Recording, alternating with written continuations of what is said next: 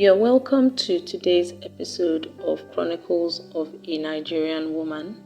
My name is Fagbeja, and today I'll be reading Yomi's story. I grew up in a single-parent home with my mom and two sisters. My mom was a second wife. Actually, she wasn't ever legally married to my father.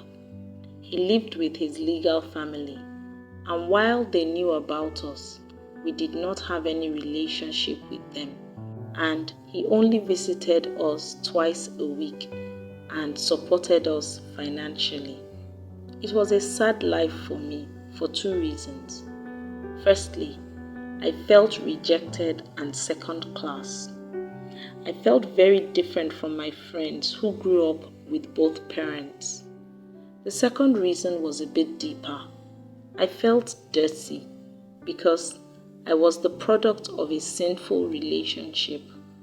We were Christians, and every time I heard a sermon about adultery, it reminded me of where I came from, and I felt I had no moral right to be alive.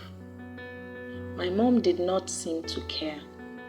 She spoke and behaved as if our situation was normal. She never spoke of the adultery or the circumstances that led to her situation, so I never raised this with her. I am the first child, and there was a 4-year and 5-year gap between me and my sisters, so I couldn't really talk to them either. I tried to be as jovial as I could on the outside, but these feelings ate me up on the inside. As a teenager, I craved male attention a lot. I always dreamt about the man who would rescue me from my horrible life. However, I had promised myself that I would never become a second wife like my mom. I just could not stand the thought of infidelity.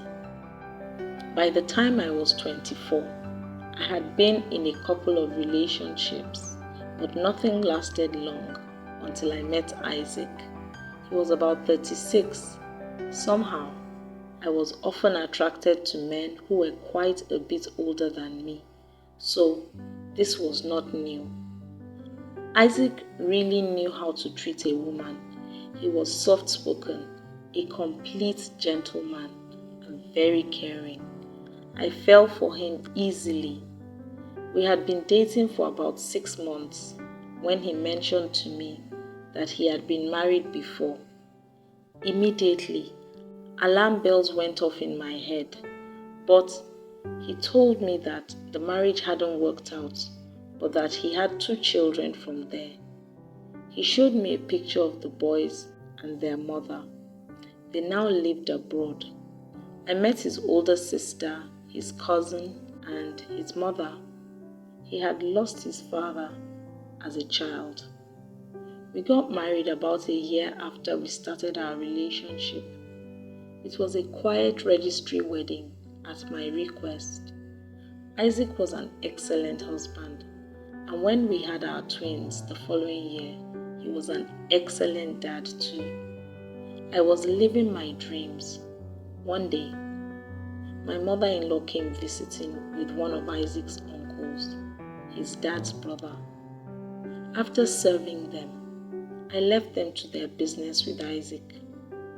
About 30 minutes later, Isaac's mom came to the room and asked me to join them in the sitting room as there was a serious matter to discuss. It was then they told me that Isaac's first wife and children were returning from the US to settle in Nigeria and would be joining us in the house. I looked at Isaac in confusion. His head was bowed and he would not lift it. I called, but he didn't answer me or look at my face. His uncle told me that they would leave the rest for both of us to discuss. And just like that, my life was shattered. When they left, Isaac started weeping like a baby. I looked at him, and all he could say was that he was sorry. I asked him why, and he could offer me no good explanation for the deceit.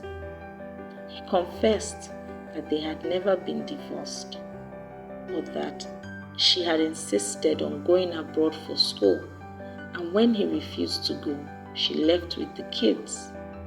As far as he was concerned, she was gone for good.